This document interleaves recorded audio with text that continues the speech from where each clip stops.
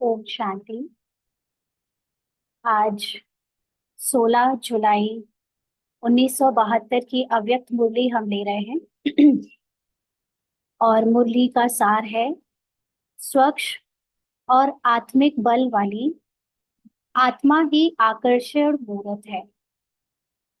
स्वच्छ और आत्मिक बल वाली आत्मा ही आकर्षण मूर्त है।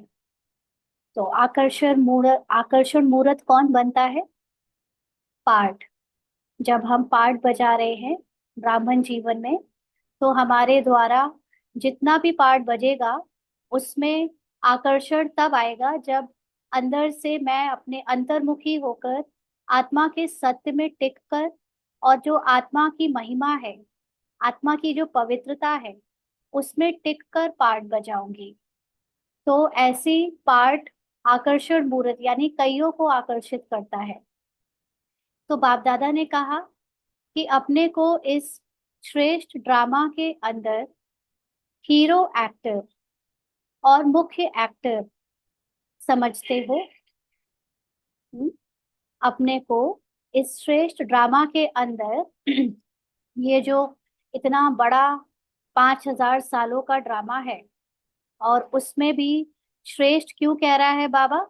क्योंकि ये ड्रामा बना बनाया हूबहू रिपीट होता है। ये श्रेष्ठ इसलिए है क्योंकि इसमें ही भगवान भी आता है, इसमें देवी देवता भी पार्ट बजाते हैं। और ये ड्रामा किसी ने बनाया नहीं है, बना बनाया है। तो ये इतना श्रेष्ठ ड्रामा है। जो हद का ड्रामा होता है उसको तो कोई मनुष्य बनाता है, फिक्स टाइम लिमिट होती है ना। यहाँ पर तो 5,000 साल की स्क्रिप्ट हमारी हूबहू चलती रहती है, चलती रहती है, कोई चेंज नहीं कर सकता। तो उसके अंदर हीरो एक्टर और मुख्य एक्टर खुद को समझते हो? हीरो एक्टर क्यों? कौन समझेगा अपने को हीरो एक्टर? जो स्क्रिप्ट को पूरा जान चुका है। आप देखो कि आ, जो नॉर्मल मूवीज होती हैं या सीरियल्स होते हैं, उसमें जो मेन हीरो या हीरोइन या जो मुख्य एक्टर होते हैं, उनको ही पूरे सीरियल की या मूवी की फिल्म की कहानी सुनाई जाती है। और बाकी जो एक्स्ट्रा होते हैं, किसी को पान बेचने की एक्टिंग करनी है, किसी को थोड़ा सा हवलदार की एक्टिंग करनी है, किसी को कुछ और छोटा मोटा रोल प्ले करना है, थोड़ी देर के लिए ही स्क्रीन पर दिखना है, उनको कभी भी पूरा डायरेक्टर कहानी नहीं सुनाता। उनको केवल उनके रोल की बात बता देता है कि आपको इतना रोल प्ले करना है, और आपको इस दिन आना है शूटिंग में, आप शूटिंग में ये पार्ट प्ले करना, दैट्स इट। उतने के उसको पैसे दे दिए जाते हैं। लेकिन जो मेन एक्टर्स होते हैं, चाहे वो हीरो हीरोइन विलेन, जिनको पूरे टाइम रहना है स्क्रिप्ट में, उनको पूरी कहानी सुनाई जाती है, और वो हीरो एक्टर होने के कारण मुख्य एक्टर होते हैं। तो हम भी, क्योंकि बाबा ने हमको ये पूरा ड्रामा का ज्ञान सुनाया है, तो अपने को ऐसे हीरो एक्टर समझते हो। मुख्य एक्टर्स के तरफ सभी का अटेंशन होता है। तो हर सेकंड की एक्ट अपने को मुख्य एक्टर समझते हुए बजाते हो। जब हम ये याद रखेंगे कि ये फिल्म हमारे लिए, यानी 5,000 साल की जो स्क्रिप्ट है, ये ड्रामा है, हमारे उसमें शुरू से अंत तक हमने मुख्य पार्ट बजाए हैं, तो हम अपने को ऐसा याद करते हुए अपनी एक्टिंग पर पूरा ध्यान देंगे। तो ऐसा हीरो पार्ट अपने यहाँ समझते हो? क्योंकि जो हीरो होता है, उसकी हीरोगिरी या उसकी जो एक्टिंग होती है, वही उसको स्टारडम दिलाती है। हीरो की एक्टिंग ही बाकियों की एक्टिंग से सबसे ज्यादा अच्छी होती है। तो हम यहाँ पर अपने को मुख्य एक्टर समझते हैं या नहीं समझते हैं, इसका इसकी निशानी क्या होगी? कि हम अपने पार्ट को प्ले करने में पूरी तरह उसी पर ध्यान देंगे, दूसरों के पार्ट को नहीं देखेंगे। हम्म। तो बाबा कहते हैं जो नामी ग्रामी एक्टर्स होते हैं, उन्होंने मुख्य 3 बातें होती हैं ना, जिनका नाम फेमस होता है। ऐसे एक्टर्स में 3 मुख्य बातें होती हैं। ये अभी बाबा हद की बता रहा है, फिर हम इसको बेहद में यानी अपने लिए एज अ सोल हम उठाएंगे। लेकिन बाबा ने क्या बताई वो 3 मुख्य बातें? वह कौन सी है? एक तो वह एक्टिव होगा, दूसरा एक्यूरेट होगा, और अट्रैक्टिव होगा। कोई भी आप एक्टर उठा लो, तो वो अपनी दिनचर्या को सुबह से, मॉर्निंग से लेकर रात तक बहुत एक्टिवली करता है। जिम जाना, एक्टिव एक्टिवली अपनी मूवी के लिए पार्टिसिपेट करना, और सोशल मीडिया में भी एक्टिव होना हमेशा। जो भी उसकी फिजिकल लुक्स के लिए, डाइट के लिए, या एक्टिंग एक्टिंग के लिए जरूरी है, वो सब करता रहेगा। और एक्यूरेट होगा, हर चीज को समय से करेगा, समय अनुसार। जो जितना अच्छा होगा वो अपने टाइमली पंक्चुअलिटी से करेगा, और जितना करना चाहिए उतना ही करेगा, किसी में ओवर एक्टिंग या अंडर एक्टिंग नहीं करेगा। और तीसरा, अट्रैक्टिव होगा, देखने में वो अपने लुक्स पर हमेशा ध्यान रखेगा तो अट्रैक्टिव लगेगा। तो ये तो हो गई हद के लौकिक हीरो की बात। यहाँ पर बाबा कहते हैं कि ये तीनों बातें नामी ग्रामी एक्टर्स में अवश्य होती है।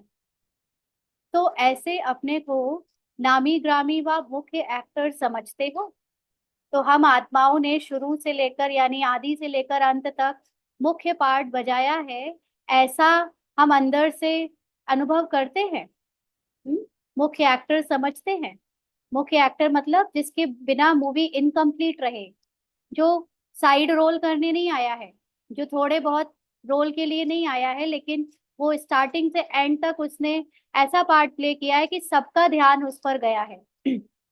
इस आखिरी जन्म में भले ही हम साधारण दिखने वाले लोग हैं, लेकिन हमारे पूर्व जन्म, मैक्सिमम जन्म हमारे नामी ग्रामी जन्म हुए होंगे। माना कहीं ना कहीं पे हम बाकियों से बेहतर पार्ट प्ले कर रहे थे। तो बाबा कहते हैं, ऐसा समझते हो? अट्रैक्ट किस बात पर करेंगे?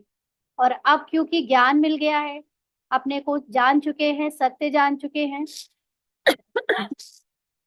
तो अट्रैक्ट किस बात पर करेंगे? हम्म? हर कर्म में, हर चलन में रूहानियत की अट्रैक्शन होगी। तो जैसे लौकिक वाले हद के एक्टर्स होते हैं, वो अपने कर्म को जब करते हैं तो उसको देखने के लिए जनता पागल रहती है। अमिताभ बच्चन दिख जाए कैसे सोता है, कैसे घर में खाना खाता है, कैसे अपने लोगों से बात करता है, ये देखने के लिए जनता की बहुत अंदर कशिश होती है ना। तो यहाँ पर हम भी अगर अपने को मुख्य हीरो एक्टर इस बेहद की मूवी में समझेंगे, तो कर्म करते हुए चाल चलन में अंदर से अपनी स्थिति को आत्मिक स्थिति में स्थित रखेंगे। इसको क्या, वही आत्मिक स्थिति दूसरों को अट्रैक्ट करेगी। अगर अमिताभ बच्चन भूल जाए कि वो अमिताभ बच्चन है, शाहरुख खान भूल जाए कि वो इतना बड़ा स्टारडम का हीरो है, तो वो तो फिर घर से निकल कर किसी भी दुकान में घुस जाएगा, सड़क की भेलपूरी खाने लगेगा चलते फिरते। वो तो अपने ऊपर ध्यान ही नहीं रखेगा कि मुझे अपनी पर्सनैलिटी को, अपनी स्टारडम को मेंटेन रखने के लिए एक डिस्टेंस रखनी है कॉमन लोगों से। तो ऐसे ही जब हम अपनी वैल्यू को समझेंगे, और तो अट्रैक्ट करने के लिए, हम लोगों को अट्रैक्ट करने के लिए नहीं करते, लेकिन हमारी ओरिजिनल स्थिति जो है, आत्मिक स्थिति, हम उसमें स्थित रहते हैं। तो हमारा हर कर्म, हर चलन में रूहानियत की अट्रैक्शन हो। जैसे कोई शरीर में सुंदर होता है तो वह भी अट्रैक्शन करते हैं ना अपनी तरफ, ऐसे ही जो आत्मा स्वच्छ है, आत्मिक बल वाली है, वह भी अपनी तरफ आकर्षित करते हैं। तो जो भी यहाँ पर पार्ट में हम देखते हैं कि बहुत या ऊंचे योगी हैं, जरूरी नहीं सिर्फ ब्राह्मण के राज, हम बीके राजयोगी, लेकिन हम लोगों ने देखा है कि दूसरे धर्मों में भी और दूसरे सत्संग में भी, जो वाकई में जो अंदर से स्वच्छ बुद्धि है, जिनकी अंदर सत्यता है, भले ही आत्मा की सत्यता नहीं है, लेकिन फिर भी उनका दिल साफ है, या उन्होंने बहुत तपस्या करी है, परमात्मा से उनकी लगन अच्छी है, वो भी दूसरों को अट्रैक्ट करते हैं, उनके भी भक्त उनकी तरफ आकर्षित होकर खिंचे चले आते हैं। तो यहाँ तो हमारे लिए तो सबसे ऊंची स्थिति जो आत्मिक स्थिति होती है, वो आत्मिक स्थिति में स्थित होना ही अपनी स्वच्छता और आत्मबल का प्रदर्शन है। तो ऐसे हम औरों को अपनी तरफ आकर्षित करते हैं, क्योंकि सिर्फ आत्मिक स्थिति का मतलब ये नहीं जान लेना कि मैं आत्मा हूँ, लेकिन आत्मा का जो सत्य है, जो बाप समान सत्य है कि मैं सदा प्योर हूँ, पवित्र हूँ। भले ही पार्ट में कितना भी मुझे गिराने का पार्ट चले, मेरे ऊपर कोई कितना भी लांछन लगाए, निंदा करे, ग्लानि करे, लेकिन मैं सब कुछ सुनते हुए भी अपने सत्य में टिकी हूँ कि मैं पवित्र हूँ और यही मेरा सत्य है, बाकी सब कुछ पार्ट की बातें हैं, मुझे उसमें कोई इंटरेस्ट नहीं। तो ऐसी आत्मा जो अपनी इस स्थिति में स्थित रहेगी वो सदा स्वच्छ रहेगी। वो कभी मलिन संस्कारों के वश नहीं होगी, ना दूसरों के मलिन पार्ट को देखकर अपने अंदर ऐसा कुछ पार्ट चलाएगी। तो वो आत्मिक बल वाली होती है, वह भी अपने तरफ आकर्षित करते हैं। तो जैसे आत्मा ज्ञा आत्मा ज्ञानी महात्माएं आदि भी द्वापर आदि में अपने सतो प्रधान स्थिति वाले थे, तो उन्हों में भी रूहानी आकर्षण तो था ना, जो अपने तरफ आकर्षित करके औरों को भी इस दुनिया से अल्प काल के लिए वैराग्य तो दिला देते थे ना। तो द्वापर युग में भी जो हमने जाना कि द्वापर युग में कलाएं आधी रह जाती हैं, लेकिन फिर भी आत्मा में कलाएं होती हैं। कलाएं होना मतलब कि ज्ञान होना कि हम आत्मा हैं।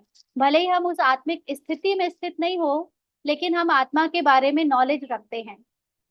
तो आत्मा के नॉलेज रखने वाले महात्माएं भी सतो प्रधान स्थिति के थे, तो इसलिए उनका इतना रूहानी आकर्षण था कि वो दूसरे लोग जो उनके अंडर आते थे उनसे कृपा लेने के लिए, उनको भी वो अल्पकाल के लिए वैराग्य दिला देते थे।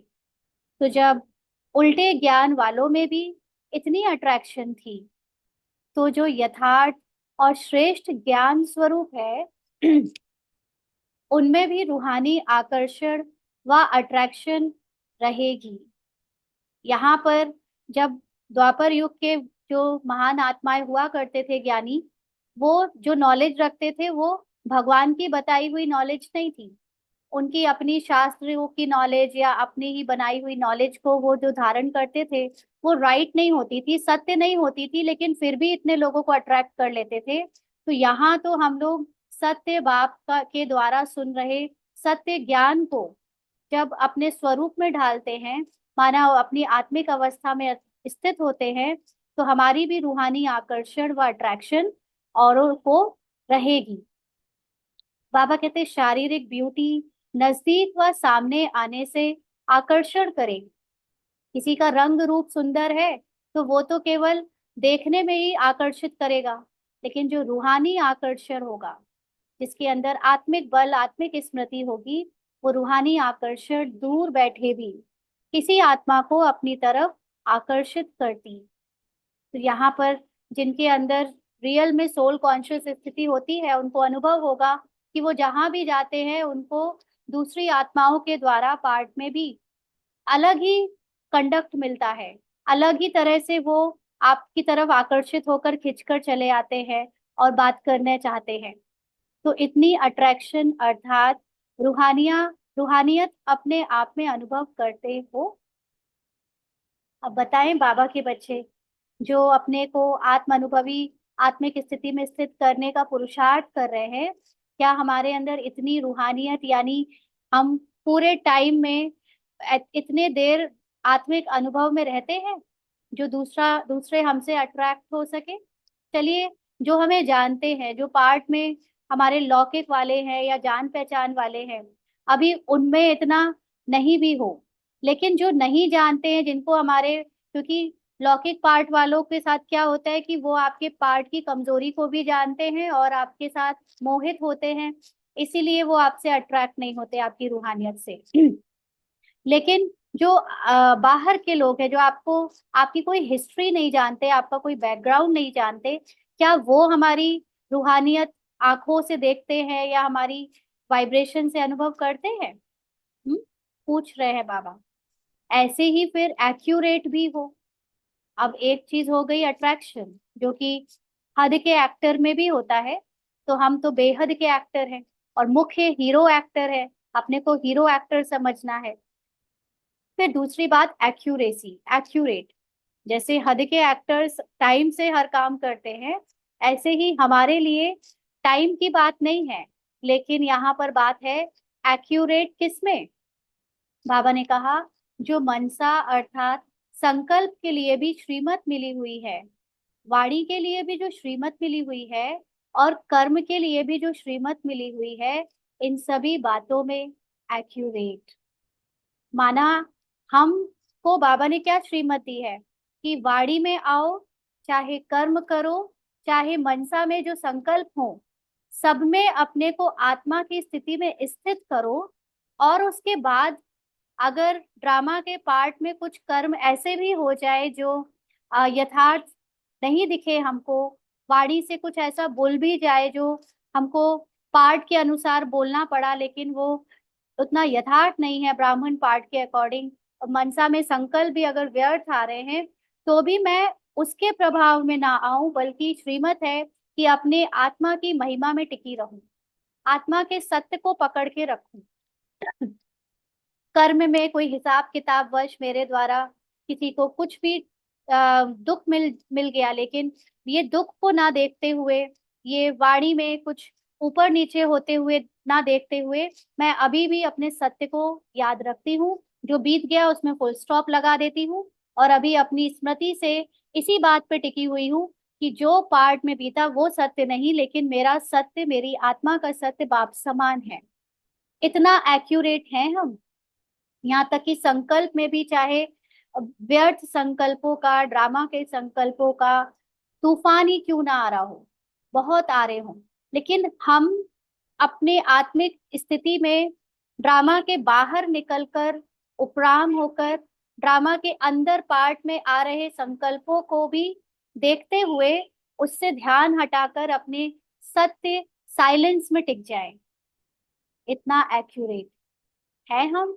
तो बाबा पूछ रहे हैं जो नियम है, मर्यादा है, जो डायरेक्शन है, उन सभी में एक्यूरेट और एक्टिव।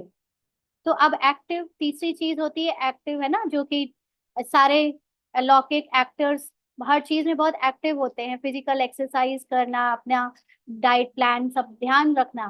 तो यहाँ भी हमारे लिए बाबा ने कहा कि मनसा भी अनएक्यूरेट ना हो, यानी हमारे मन में श्रेष्ठ संकल्पों के सिवाय कुछ और ना टिके। अब आप हम सोचेंगे कि हमारे यहाँ तो, हमारे अंदर तो बहुत कमजोरी के संकल्प आ जाते हैं, व्यर्थ संकल्प आ जाते हैं। बाबा ने ये तो बताया ही हुआ है कि माया तो मनसा में भी आएगी, बहुत आएगी, लेकिन हमारी एक्यूरेसी तब है जब ये जो माया कमजोरी के संकल्प दे रही है या व्यर्थ के संकल्प दे रही है, मैं उसको देखते हुए भी, उसको साक्षी होकर आते जाते देखते हुए भी उससे अपना ध्यान हटा दूं। उनको आना है आए, नहीं आना है नहीं आए, मैं उन पर ना उन्हें रोकने की कोशिश करूं, ना उन्हें मैं उस पर ध्यान दूं, बल्कि उसको परिवर्तन कर दूं। किस पे परिवर्तन कर दूं? श्रेष्ठ संकल्पों में, जो हमें बाबा ने आत्मा का सत्य ज्ञान दिया है, आत्मा का सत्य परिचय दिया है। मैं व्यर्थ संकल्पों को श्रेष्ठ संकल्पों में चेंज कर दूं, इतना एक्यूरेट हो। तो जो नियम है, मर्यादा है, जो डायरेक्शन है, उन सभी में एक्यूरेट और एक्टिव। एक्टिव होगा तो क्या होगा? एक्टिव होना बहुत जरूरी है ना, क्योंकि एक्टिव मतलब हर समय अटेंशन रखना, अपने हर शब्द पे, अपनी हर कर्म पे, अपने हर संकल्प पर अटेंशन रखना कि कुछ भी श्रीमत के विरुद्ध ना हो जाए, मतलब हम भूल ना जाएं कि हम आत्मा हैं। तो जो एक्टिव होता है वह जिस समय जैसा अपने को बनाना चाहे, चलाना चाहे, वह चला सकते हैं, वह ऐसा ही रूप धारण कर सकते हैं। माना जब बॉडी कॉन्शियस के पार्ट को प्ले करना है, तो बॉडी के पार्ट में हम ऊपर से उतर कर नीचे आ गए, पार्ट प्ले कर रहे हैं, देख देख रहे हैं अपने को पार्ट प्ले होता हुआ। फिर जब पार्ट की जरूरत नहीं है, अभी हिसाब किताब कुछ है नहीं, कोई काम है नहीं, तो उपराम हो गए, अपने निराकारी रूप में स्थित हो गए। तो अपना जब चाहे जो चाहे वो रूप धारण कर सकते, इतना एक्टिव। ऐसे कई बार होता है ना कि हम ये लौकिक कामों से फ्री भी हो जाते हैं, अब कोई काम नहीं है, तो उस समय हम ये भूल ही जाते हैं कि हम अटेंशन देकर अब निराकारी स्थिति में स्थित हो जाए, वहीं बैठ जाए बाबा के पास, और यहीं पे ही लौकिक में कहीं फोन लेकर कहीं कुछ और करने लग पड़ते हैं, किसी से फोन पे बात, किसी से कुछ, कहीं कोई कुछ पढ़ने लगते हैं, है ना। तो हम उस वक्त एक्टिव नहीं रहते कि हमें तुरंत फ्री होकर अपने आप को निराकारी रूप में भी धारण करने का अभ्यास करना है। तो जो मुख्य पाठधारी हैं, उन्हों में यह तीनों ही विशेषताएं भरी हुई रहती। तो जैसे हद के ड्रामा में वो तीनों चीजें होती हैं, एक्टिव, अट्रैक्शन और और क्या था? एक्यूरेट। तो अब हम भी अपने को जितना ज्यादा हीरो पार्टधारी समझेंगे, उतना ही हम इन तीन बातों में अपना ध्यान रखेंगे, विशेषताएं होंगी हमारे अंदर ये तीनों बातों की। तो बाबा कहते हैं इसमें ही देखना है कि इनमें से कौन सी विशेषता किस परसेंटेज में कम है। अब बच्चों में ये तीनों बातें होंगी तो जरूर, क्योंकि बाबा ने सभी बच्चों को हीरो पार्टधारी बोला है। लेकिन ये परसेंटेज में ऊपर नीचे हो सकता है। किसी की विशेषता परसेंटेज में ज्यादा हो सकती है, किसी की कम होगी। तो बाबा ने कहा स्टेज के साथ साथ परसेंटेज को भी देखना है ना। कोई 90%, कोई 70%, तीनों बातें रखता है, कोई केवल 10% ही रखता है। तो रूहानियत है, आकर्षित कर सकते हैं, लेकिन जितनी परसेंटेज होनी चाहिए वह है। अभी इस समय पार्ट हमारा ब्राह्मण का चल रहा है, सो फरिश्ता का चल रहा है। हमें अपनी इतनी फरिश्ता स्थिति याद रहती है? हमारे अंदर कितना फरिश्तापन रहता है पूरे दिन में, चेक करें। कितने टाइम हम निराकारी स्थिति में स्थित होकर आ, एकदम लाइट होकर कर्म करते हैं? 100% तो किसी का नहीं होगा, है ना। तो इसमें परसेंटेज सबको अपनी अपनी चेक करनी है। अगर परसेंटेज की कमी है तो इसको संपूर्ण तो नहीं कहेंगे ना।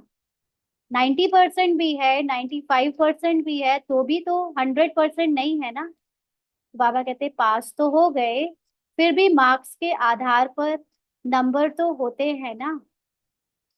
थर्ड डिवीजन वाले को भी पास तो कहते हैं, लेकिन कहाँ थर्ड वाला, कहाँ फर्स्ट क्लास, फर्क तो है ना। तो अब चेक करना परसेंटेज को। स्टेज तो अब नेचुरल बात हो गई है। माना कोई बैठकर 1-2 घंटे योग में रहता है, कोई चलते फिरते कर्म करते भी अपने को आत्मा समझकर करता है। तो पास तो सब हो रहे हैं, लेकिन किसी का टाइम पीरियड कम है, किसी का टाइम पीरियड ज्यादा है। तो यहाँ पर जितना नेचुरल हो जाएगा हमारा आत्मिक स्थिति में स्थित रहना, उतना हमारा हाई परसेंटेज होगा। क्योंकि प्रैक्टिकल एक्ट में स्टेज पर होना, क्योंकि आत्मा इस समय अपना प्रैक्टिकली पार्ट प्ले कर रही है, तो ये स्टेज बहुत नेचुरल हो जानी चाहिए। अब सिर्फ परसेंटेज के आधार पर नंबर होने हैं। माना बाबा ने ज्ञान सबको दे दिया, लास्ट का बच्चा भी जो अभी अभी बाबा का बच्चा बना होगा, उसको भी आत्मा का ज्ञान तो मिल गया ना। वो भी पिछले 20-40 सालों वालों से आगे जा सकता है, अगर वो अभी से ही अपने आत्मिक स्थिति का परसेंटेज बढ़ा दे तो अब फाइनली जो आधार है पद पाने का, वो परसेंटेज के ऊपर है। तो आज बहुत बड़ा संगठन हो गया है। जैसे बाप को भी समान बच्चे प्रिय लगते हैं, बाप लोग, सॉरी, आप लोग आपस में भी एक समान मिलते हो, तो यह सितारों का मेला भी बहुत अच्छा लगता है ना। तो जैसे बाबा को ऐसे बच्चे पसंद है जिनकी आत्मिक अवस्था बाप समान है, माना बहुत क्लोजेस्ट, वो ज्यादातर समय बाप समान स्थिति में स्थित रहते हैं। जैसे बाबा को ऐसे बच्चे प्रिय हैं, ऐसे ही हम भी संगठन में जब रहते हैं तो हमको ऐसे ही बच्चे, ऐसे ही दूसरी आत्माओं पसंद आती है ना पार्ट में, जिनका पुरुषार्थ हमारे जैसा हो, हमारे जितना हो। तो यह सितारों का मेला भी बहुत अच्छा लगता है ना। तो बाबा कहते संगम युगी मेला तो है ही, लेकिन उस मेले में भी यह मेला है। मेले के अंदर, यानी पूरा संगम युग 100 वर्ष का तो है ही एक मेला, लेकिन उसमें भी जो ये बाबा मिलन हो रहा है वो भी एक मेला है। मेले के अंदर दूसरा मेला। तो मेले के अंदर जो विशेष मेला लगता है वह फिर ज्यादा प्रिय लगता है ना। हम लोग कोई एग्जीबिशन, बड़े प्रदर्शनी वगैरह में जाते हैं, तो आप लोग गए होंगे, जो लोग शहरों में रहते हैं वो कभी छोटे जगह जब रहते होंगे तो वहां भी मेलों में गए होंगे। तो बहुत बड़ा मेला है, वहां पे एक छोटा सा सर्कस लगा है, कहीं मौत का कुआं लगा है। तो वो एक एक अट्रैक्शन बड़ा प्रिय लगता है ना। बाबा कहते बड़े बड़े मेलों के अंदर भी फिर एक विशेष स्थान बनाते हैं जहाँ सभी का मिलन होता है। तो संगम युग बेहद का मेला तो है ही, लेकिन उसके अंदर भी यह स्थूल विशेष स्थान है, यानी जो बाबा मिलन डायमंड हॉल में होता है, वह जहाँ समान आत्माएं आपस में मिलती हैं, यानी मधुबन। मधुबन में हर आत्मा अपने को आत्मिक स्थिति का पुरुषार्थ कराने के लिए पहुंचती है, तो समान आत्माएं हो गई। हर एक को अपने समान व सभी आत्माओं से मिलना जुलना अच्छा लगता है ना। तो पार्ट में जिसका जितना पुरुषार्थ चल रहा है, उनको वैसे ही दूसरी पुरुषार्थी भी पुरुषार्थियों से मिलना जुलना अच्छा लगता है। तो विशेष आत्माओं से मेला बनाने के लिए स्वयं को भी विशेष बनना पड़े। तो विशेष आत्माएं मतलब जैसे दादियां थी। क्यों दादियां इसलिए दादी नहीं थी, इतनी विशेष इसलिए नहीं थी क्योंकि वो बाबा के समय की हैं। बाबा के समय के तो बहुत लोग थे, लेकिन दादियां क्यों विशेष थी? क्योंकि उनकी आत्मिक अवस्था बाप समान थी। तो अगर ऐसी आत्माओं से मिलना है, अब दादियां तो नहीं है, लेकिन अभी भी मधुबन में सारे तो नहीं बट बहुत थोड़े से परसेंटेज ऐसी आत्माएं होंगी जो बाप समान स्थिति में स्थित होंगी। तो लेकिन हम इतनी भीड़ में जान नहीं पाते कौन है। हमको तो वो लोग दिखते हैं जो फेमस है ना, जो टीवी में आते हैं या जो क्लासेस लेते हैं, स्टेज में बैठते हैं, बस उतना ही दिखता है। लेकिन जरूरी नहीं कि वो उतनी विशेष आत्माएं बाबा की नजरों में हो, है ना। बाबा की नजरों में जो विशेष आत्माएं हैं, यानी जिनकी आत्मिक अवस्था, जिनकी रूहानियत बहुत हाई है, उनसे अगर मिलना है तो स्वयं को भी विशेष बनना पड़े। क्योंकि सेम वाइब्रेशन तो होती है, तब दो लोगों के बीच में अट्रैक्शन होता है। तो बाबा ने कहा, कोई विशेष हो, कोई साधारण हो, वह कोई मेला नहीं कहा जाता। बाप के समान दिव्य धारणाओं की विशेषता धारण करनी है। बाप से जो पालना ली है इसका सबूत देना है। तो पालना का मतलब साकार में नहीं कि हम साकार में नहीं थे तो हमें कोई पालना नहीं मिली। बाबा का ये ज्ञान, ये रहस्य ही सबसे बड़ी पालना है। तो हमने बाबा से जो ये इतना ऊंचा ज्ञान लिया है, अब इसका सबूत देना है। यानी इसको धारण करके हमें बाबा के समान गुण मूरत बन के विशेष आत्मा बनकर सबूत दिखाना है। तो बाप ने पालना किस लिए की? इतना ज्ञान बाबा विस्तार में अलग अलग तरीकों से क्यों समझा रहा है? विशेषताएं भरने के लिए। कौन सी विशेषता? रूहानियत की विशेषता ना, देहधारी वाली विशेषता की बात नहीं है। वो तो अपने आप आ जाती है जब हम आत्मिक अवस्था में टिक जाते हैं। तो हमारे अंदर सारी विशेषताएं अपने आप, जो भी जहाँ पार्ट में चाहिए वो अपने आप सीख लेते हैं या मर्ज इमर्ज हो जाती है बजने के लिए। लेकिन मुख्य बात है कि हमारी जो आत्मिक स्थिति से गुण मूर्त बनना है, वो विशेषता भरने के लिए। तो बाबा कहते लक्ष्य हो और लक्षण ना आवे तो इसको क्या कहा जाए? लक्ष्य है 100% सोल कॉन्शियस होने का, और लक्षण उसमें दिखे कि हम तो 10 मिनट भी सोल कॉन्शियस नहीं रह पाते, तो इसको क्या कहा जाएगा? ज्यादा समझदार। एक होते हैं समझदार, दूसरे होते हैं बेहद के समझदार। माना जो स्थूल दुनिया की नॉलेज रखते हैं, जो यहाँ की विशेषताएं, यहाँ का स्थूल ज्ञान, फिजिकल चीजों का ज्ञान रखते हैं, वो हो गए समझदार। लेकिन जो आत्मा का ज्ञान रखते हैं, जो आत्मा की स्थिति से संसार को देखते हैं, वो है बेहद के समझदार। और बेहद में कोई लिमिट नहीं होती है। अंडरलाइन, ये लास्ट लाइन बाबा की एकदम रहस्यमयी लाइन है। बेहद में कोई लिमिट नहीं होती है।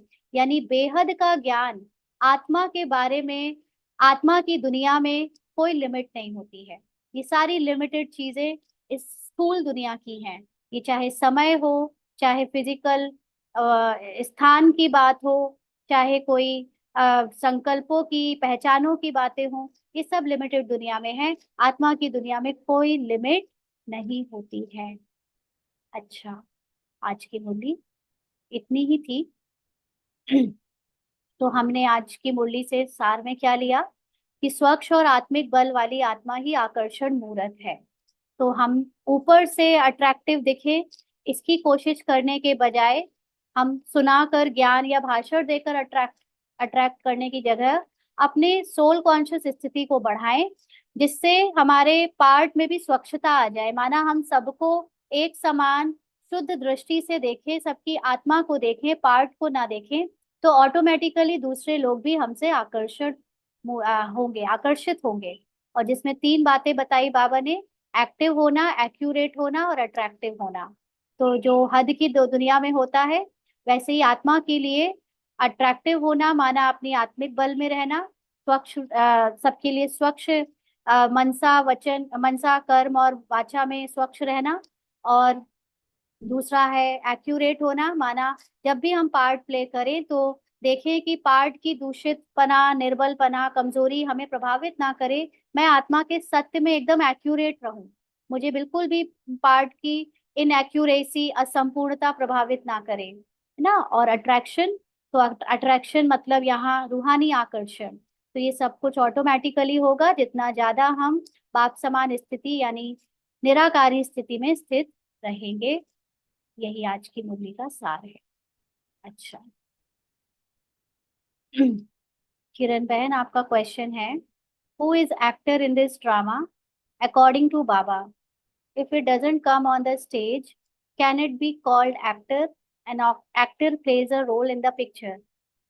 He can then see it also. If he has not played any role, how he can be called actor? And how can he see his part being played on the stage? Once a scene is shooted, then it is played. Then it can be seen. Drama में उसने प्रवेश किया तो वो exit भी करेगा like a fixed script. And all these memories being memorized by Baba so that we can be detached observer. Okay, तो ये आपका क्वेश्चन है या आप ये आपकी अंडरस्टैंडिंग है किरण बहन? ये आपकी अंडरस्टैंडिंग है तो फिर इसमें कोई बात ही नहीं है। आपकी जो भी अंडरस्टैंडिंग है वो ठीक है, मतलब आपके अकॉर्डिंग ठीक है, या कुछ क्वेश्चन है इसमें? आपने जो कमेंट्री पे सुना होगा उस पे क्वेश्चन है? You feel like the commentary was not accurate because commentary में बोला गया था कि हम अपने स्थिति में अभी भी स्थित हैं, हम कहीं नहीं गए, हम सिर्फ स्क्रीन पर सब कुछ होता हुआ देख रहे हैं। हाँ। है ना। तो उसी समय मेरे को ये क्वेश्चन मतलब कि मेरी बुद्धि में आया ना, जैसे कि हम बाबा की मुरलियां सुनते हैं कि भाई आत्मा एक एक्टर है, वो हम्म। पार्ट प्ले करने के लिए आती है। बट अकॉर्डिंग टू यू आप ये कह रहे हैं कि मतलब कि वो मूल रूप में वहां पर ही है, बाबा के साथ ही है, तो फिर वो एक्टर कैसे कही जा सकती है? आप मुझे राइट। ये और बताओ, थोड़ा सा। बाबा 80 सालों से जो ज्ञान दे रहा है, क्या बाबा की हम्म। हर मुरली में सेम यही ज्ञान है कि एक्टर ड्रामा में एक्टिंग कर रहा है? और फिर साक्षी दृष्टा की बात कहाँ से आ जाती है? आप खुद अपनी प्रैक्टिकल लाइफ से सोचो, क्योंकि मैं तो अपने प्रैक्टिकली एक्सपीरियंस से ये बात बोलती हूँ, लेकिन आप अपनी लाइफ से सोचो, आप अपने पार्ट में डूबी रहो और फिर आप साक्षी हो जाओ, हो पाओगी? आपके सामने चारों तरफ लाशें बिछी होंगी फिजिकल बॉडीज की, आप साक्षी हो हम्म। पाओगी? बाबा यही तो हमें पक्का कर रहा है ना, कि वो हमें ये मतलब कि स्मृतियां दिला रहा है कि ये पार्ट आपने प्ले किए है, ये आपने पहले भी पार्ट प्ले किए हैं, ये सब कुछ आपने देखा है, नथिंग न्यू फॉर यू। ठीक है। तो इसलिए क्योंकि हम भूल चुके हैं, स्मृति और विस्मृति का ही खेल है ना ये। तो बाबा कह रहे हैं लेकिन कि अब मैं। आपकी बात, हम्म। वो जो आपने समझा वो आपके हिसाब से ओके है, लेकिन आप मुझे ये बताओ कि हम्म। अमिताभ बच्चन ने किसी मूवी में बहुत क्रिटिकल रोल प्ले किया है, मान लीजिए उसने हम्म। बहुत मेजर जिसको क्राइसिस वाला रोल प्ले किया है, वो मूवी के हम्म। अंदर डूबा डूबा क्या अपनी मूवी में खुश रह पाता है? नहीं, लेकिन वो नहीं बाहर रह आके पाता। देखता है ना। तो जब हाँ। वो बाहर आके देखता है तो वो ये जान, बाहर आकर देखने के बाद वो ये जान पाता है ना कि ये सब मूवी थी, ये सच नहीं था। हाँ। तो हाँ। क्या आप ये। पिक्चर के अंदर रहते हुए, बुद्धि से, सारा खेल बुद्धि का है, देखिए, हम्म। हम्म। बुद्धि से हम्म। आप ड्रामा के अंदर डूबे रहकर आप देख हम्म। सकोगे ये सारे सीन होते हुए? वही तो मैं कह रही हूँ, जैसे बाबा हमको कहता है कि तुम्हें कर्मातीत बनना है, ठीक है ना, कर्मों से हम्म। परे, सब कुछ होते हुए देखते हुए भी डिटैच ऑब्जर्वर बनना है आपने। हाँ। तो लेकिन हम ये नहीं कह सकते कि मैं कहीं गई नहीं थी, मैं बाबा के साथ ही थी। मैं आत्मा हूँ, मैंने ये पार्ट प्ले किया हुआ है, ये सब कुछ होते हुए आप देखा है। आप जो बात अभी कह रहे हो ना, ये बहुत एक फिजिकल टर्म्स में है। हमको बाबा अव्यक्त बनने के लिए कह रहा है, और बिल्कुल। अव्यक्त अव्यक्त बना जाता है बुद्धि से।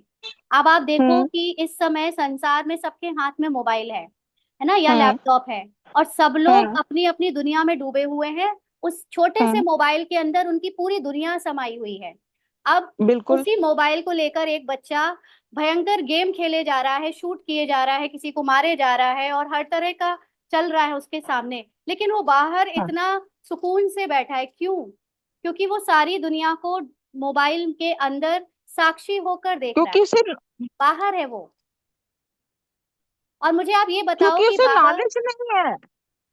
क्या नॉलेज क्योंकि नहीं उसे है उसे नॉलेज कि नहीं है कि वो उसे नॉलेज नहीं है कि वो क्या कर रहा है। अभी बाबा ने, जैसे हम भी भूल चुके थे, हम भी जैसे पार्ट प्ले कर रहे थे, तो हम भी आप मतलब कि सब कुछ कर रहे थे। हाँ, जैसे कि चलिए बाबा ठीक कहते है हैं पांच किरण बहन, विकारों से आप ना वसी। आप इसको अनुभव करिएगा। मैं तो इसमें जो ये अनुभव की बात है, इसमें हम्म। कुछ भी मुझे लगता है डिस्कस करने का ज्यादा रह नहीं जाता। इसने तो अनुभव किया है कि जब तक ये ड्रामा हम्म। के अंदर खुद को देखती थी, तो ये बहुत हम्म। सारी सिचुएशन में पास नहीं हो पा रही थी। और जब हम्म। से इसने ड्रामा के बाहर एक बनी बनाई ऐसी ड्रामा की स्क्रिप्ट को स्क्रीन में देखना शुरू किया है, इसकी लाइफ चेंज हो हम्म। चुकी है पूरी। स्क्रिप्ट में ये इतना अचल अडोल रहने लगी है। हम्म। ये मेरे अनुभव की बात है। तो आपको ये अनुभव है या नहीं हम्म। मुझे नहीं पता, लेकिन आप करके देखिएगा। और एक बात और इसमें हम ये हम्म। थोड़ा सा डिस्कस कर सकते हैं कि ये पहली बार हमने शूट कब किया था, ये ड्रामा पहली बार शूट कब हुआ था। हम्म। यही तो है ना कि अगर हम इस ड्रामा की शूटिंग हुई नहीं तो ये पिक्चर बनी कैसे। यही तो बाबा कहते हैं ना कि यही यही तो समय है आपको जब आपकी आप सोचो, शूटिंग हो रही है, ये इस समय आप आपको। सोचो कि ये अगर ये हम्म। पिक्चर कभी शूट हुई हम्म। नहीं, तो ये पिक्चर रियल है भी? हम्म। जब ये पिक्चर रियल है ही नहीं, तो उसके अंदर फिर हम डूबे क्यों रहें? सब अभी भी क्यों ही हम सपने में घुसे रहें? अब सपने से बाहर आ जाओ ना। हम्म। आप अभी भी सपने में ही सपने से डूबे हुए बाहर हो। नहीं, यहाँ आप बात को समझ नहीं पा रहे हैं। जब तक मैं बात ये आपको बताऊं है कि मैं किरण, आपसे सिर्फ यही कह। हाँ, कि जब तक आप सपने से हाँ। बाहर नहीं आ जाओगे ना, आपको ये सारा ज्ञान झूठा लगेगा। हम्म। क्योंकि सिर्फ आप नहीं, ऐसे बहुत सारे लोग हैं जो मेरे इस को ज्ञान को नहीं समझ पा रहे, क्योंकि वो अभी तक सपने में ही डूबे हुए हैं।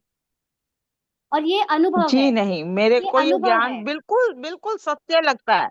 ये बिल्कुल, लेकिन ये जो इसमें देखिए स्क्रीन कुछ पर सब पॉइंट्स कुछ, होते हैं ना।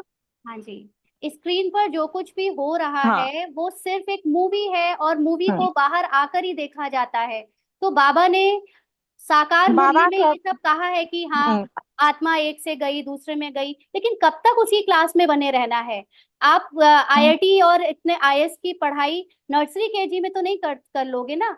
जब आप शुरू शुरू में देह भान में पूरी तरह डूबे हुए हम्म। हो, तो बाबा देह भान की बातें करके ही आपको थोड़ा हम्म। थोड़ा लौकिक देह के अटैचमेंट से निकाल रहा है।